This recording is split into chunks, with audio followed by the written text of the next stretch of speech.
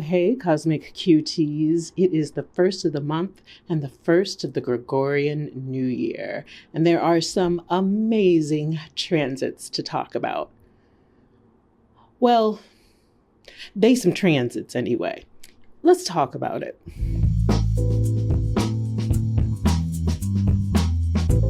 Hey, Cosmic Cuties, it is the lady, Ms. Vagina Jenkins, back with another Time for Queer Astrology video. In this video, we're going to be talking about the top 3 transits that intrigue me for 2025. Before we get into the video, I just want to say that I'm recording this a couple of days before the new year so that I can release it on New Year's Day. If that is the case, knock on wood, I hope that this video finds you in good company, eating good food, feeling good about yourself, and setting intentions for your 2025 that will help you feel as if you are growing and healing parts of yourself. Now, mind you, if you set those intentions and it doesn't work out, well, why not try again in what astrologers consider the actual beginning of the new year in March, with the March solstice and the start of Aries season. So yeah, why not consider this January 1st your trial run, your little practice session for the real new year in March. Either way, I'm wishing you all of the best. Next, I want to show off one of my plant babes that's showing out. Look at her.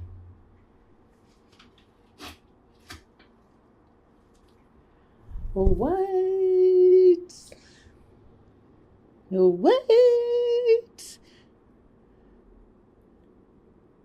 This is Fanny, my holiday or Christmas cactus, and she's doing her thing. And I love that for her. I wanted to show her to you because I feel like she is the perfect metaphor for this time of year of endings and potential bright new beginnings. Okay, so the transits. One thing that you need to understand is that transits are happening quite literally every day. There is some movement of the planets happening pretty much all of the time. There's also 365 days and however many hours in a year. How do we determine what transits are noteworthy? Well, I'll tell you how I did it. First of all, I start with a list of transits that I find on my favorite astrology educational website. It is called cafeastrology.com. I'll link it in the captions below, but they show pretty much all of the major transits, mostly centered on like planetary ingresses into new signs. And of that list of hundreds of potential transits, what I found significant was some of the transits to the outer planets, particularly Neptune, Saturn in this case, and the shifts in the lunar nodes, because I have been looking forward to the nodal shift for years now. So out of those hundreds of potential transits, these are the 3 I chose. These are not necessarily the 3 most important or significant. They are just the planetary transits that resonate with me and that I find interesting. But these are my top 3 most intriguing transits of 2025. So, number 1, I wanted to talk about the nodal axis shift. So to give you a simplified description of what's happening in the sky astronomically, the lunar nodes can be described by thinking about the moon doing its orbit thing, but also maybe it's ping-ponging between 2 sister signs. So it can go as far as one sister sign, let's do the example of Libra, and then as far in the other direction as the other partner sister sign to Libra, which is Aries. And then astrologically, the interpretation of that is that there's a part of us that might experience some growth or increase or expansion. There's another opposite part of us that might experience some constriction, some release, some letting go. North and South nodes shift in their signs every 1.5 years or so. Pardon the interruption. I'm realizing that I forgot to add when I was recording this video the part about the ways in which the nodal axes move counter to the planetary transits as we normally experience them. And so, with the nodal axis moving from Aries Libra into Pisces Virgo, we are experiencing the start of a new nodal axis cycle as well. And that's why I wanted to talk about this as one of the 3 transits, because to me, all of these 3 transits talk about the ways in which we are ending and beginning new cycles. So in the last 18 months, we've been experiencing the North Node in Aries and the South Node in Libra. So as a collective group of folks, we might have experienced some growing in the Aries part of our chart, maybe some feelings of being able to be more independent, to stand on our own, to be more passion-driven, more able to advocate for ourselves.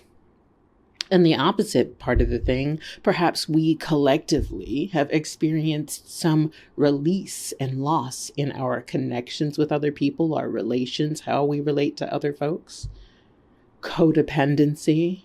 And then for each of us as individuals, check the Libra and the Aries houses in your chart to understand what you may have grown versus what you may have winnowed. For me, this has been playing out in the 5th and 11th house. And so I have very much become a much more self-centered person. And not in that capitalist, rugged individualist kind of way, but in that put your own oxygen mask on first kind of way. Because this has been playing out in the 5th and 11th house, my self-centeredness has allowed me to expand my arts practice astronomically. I began working with oil paints. I got into abstract expressionism. I got into some realism. Have done so much work in terms of developing my own artistic voice, which if you would like to see my work, check out my website, vaginajenkins.com. It has both my art and astrology offerings. At the same time, I have released and let go of quite a few relationships that I feel like were holding me back from embracing, loving, and centering myself in my life. A lot of those relationships were built on trauma bonds and codependency. And I've decided that I don't want to relate to people in that way anymore. So that's a mini story time about how this transit has affected me. Let me know if you want a longer story time. Also, I'm very curious, comment below how or what houses has this played out for you. Like I said, it's been in my 5th, 11th house axis. Where has this shown up in your chart? Now, on January 29th, we are going to experience a shift. The North Node will move from Aries into Pisces, and the South Node will move from Libra into Virgo.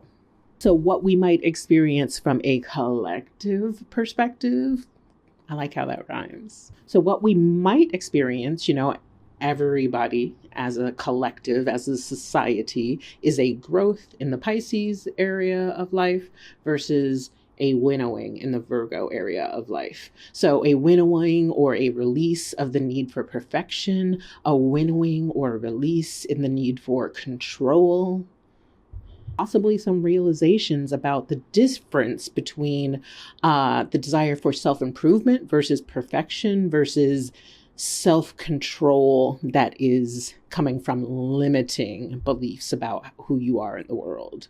What we all might experience in terms of growth is a desire for connection, particularly spiritual connection, the feeling of understanding the world through the lens of a united oneness with spirit, with soul. We may experience some growth in our healing practices. What we all might experience in terms of growth is a desire for connection, particularly spiritual connection, the feeling of understanding the world through the lens of a united oneness with spirit, with soul. We may experience some growth in our healing practices. These things also happen in this full spectrum. So beware of the negative sort of aspects of Piscean growth. Perhaps too much escapism, giving too much power to spiritual leaders that might be scammy or scamish. Also, how you might work with this particular transit. You definitely want to make sure that you know what houses these transits are showing up for you. For me, it's going to be my 4th and 10th house axis. So I'm really excited to grow what my experience of home, family, ancestry is like. I'm a little afraid of what I will have to release in terms of my 10th house experiences, in terms of my public image and career. I feel like I've already done so much releasing of that, but I am open to growth. Also understand that I have free will. I'm in charge. I'm in charge. You're my partner. I know. Hey, I'm in charge. I'm in charge. So yeah, if you need any help determining how and where these transits might show up in your chart, definitely comment below and I'll help you out.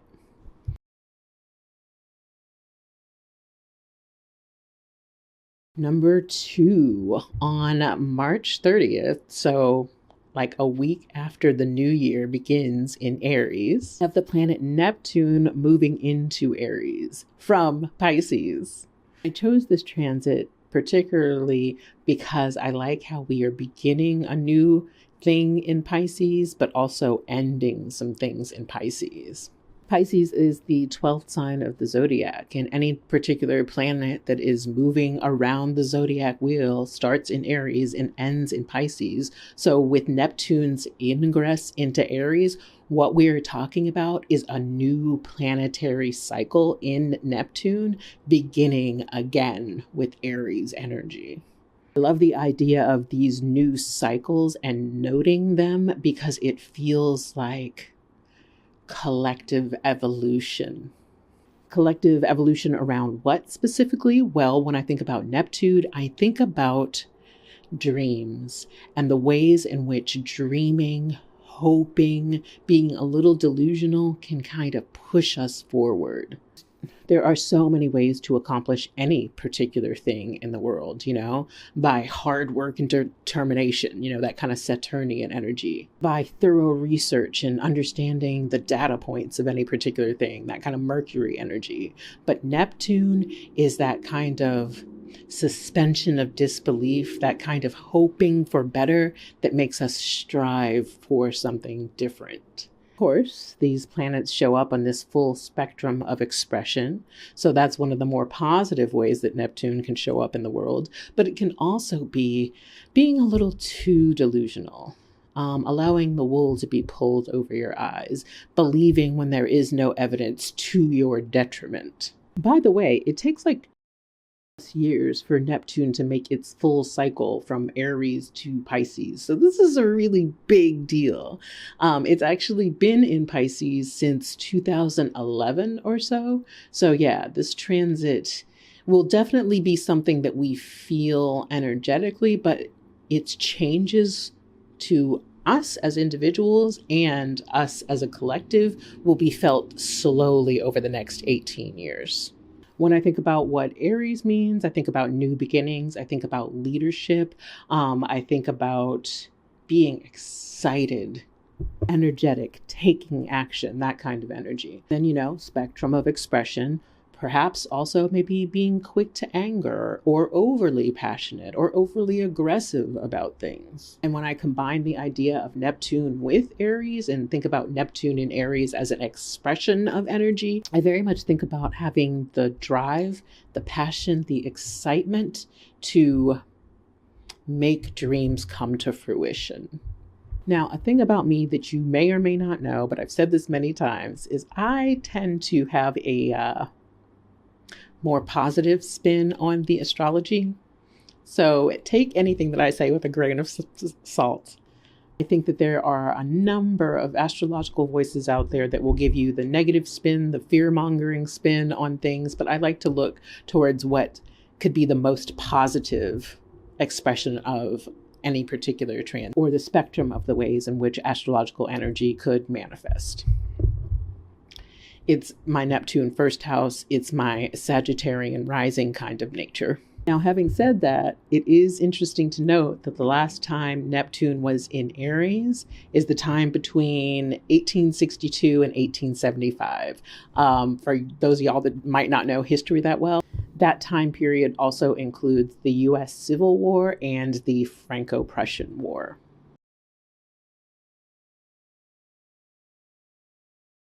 When I think about how this might look for individuals, first and foremost, I think about, yes, inner dreams matching up with some sort of external action.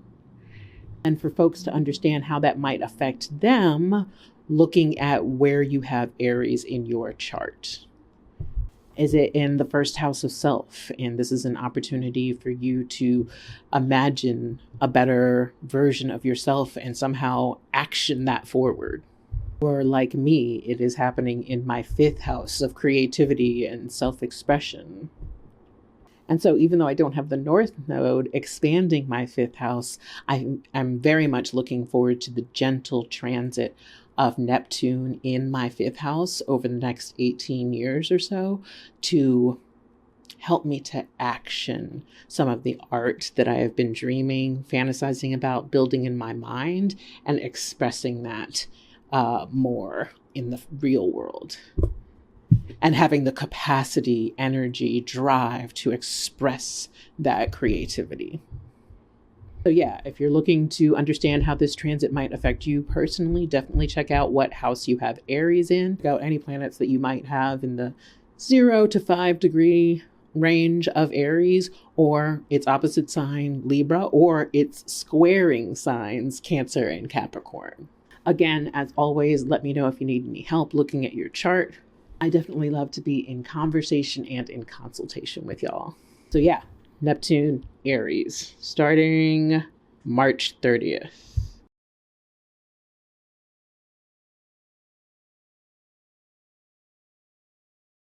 Third and last transit that I want to talk about is Saturn, also moving into Aries.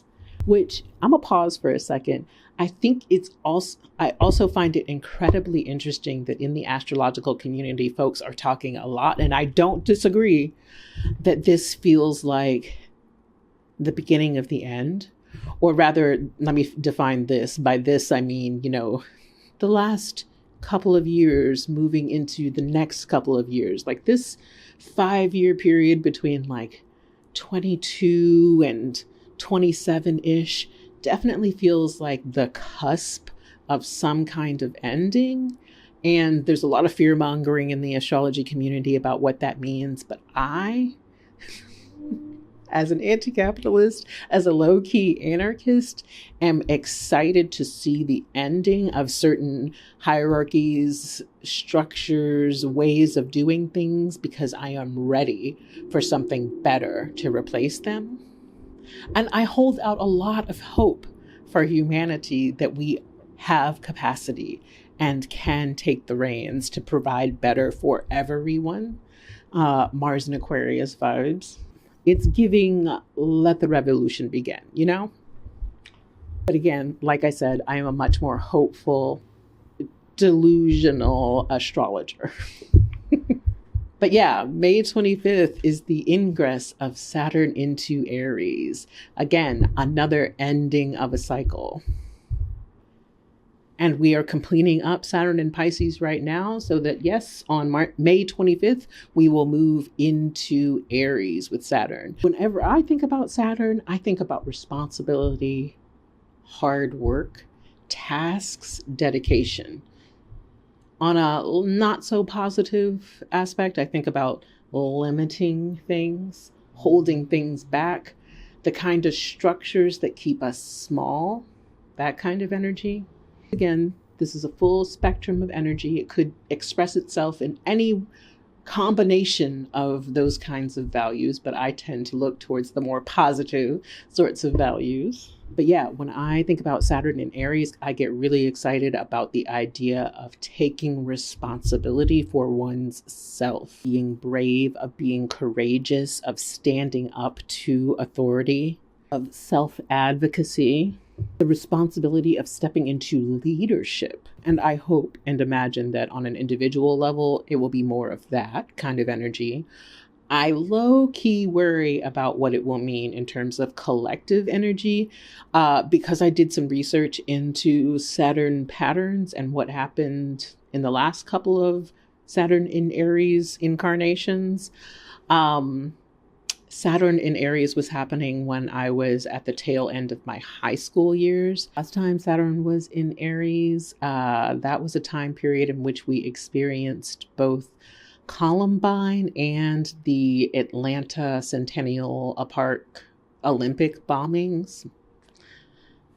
And two, there was a previous Saturn in Aries cycle that happened in 1937 to 1940, which of course, as we all know, is the general time period that World War II began.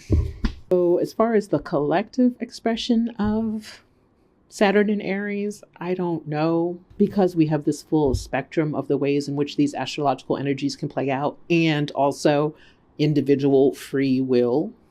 But I am low-key worried on this one. As positive and delusional as I am a bit worried. Best case scenario, Saturn means diminishing the warlike tendencies of people who are in power, potentially. I also associate Saturn with like governmental bodies and hierarchies and the way that authority is taken. Finding it in Aries, which is ruled by Mars, which is associated with war and conquest, is low-key concerning for me.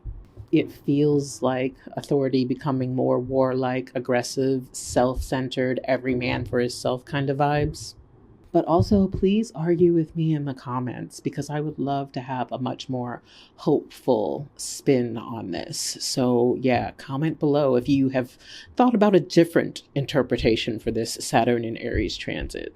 Yeah, those are the 3 transits that most intrigue me. January 29th, the nodes switching into the Virgo Pisces axis. March 30th, Neptune's ingress into Aries, and May 25th, Saturn's ingress into Aries as well. Like I said at the beginning of the video, there are so many more transits than just 3. I'll link you to a list of them in the captions below, but yeah, these are the ones that I find most intriguing. Tell me about the ones that you find most intriguing, because I would love to know what you are keeping an eye on as well. Speaking of eyes, my eyes are very much on the prize of continuing to do this work, of showing up every week to give you new astrology content, ideas, things to think about, and to be in community with you all.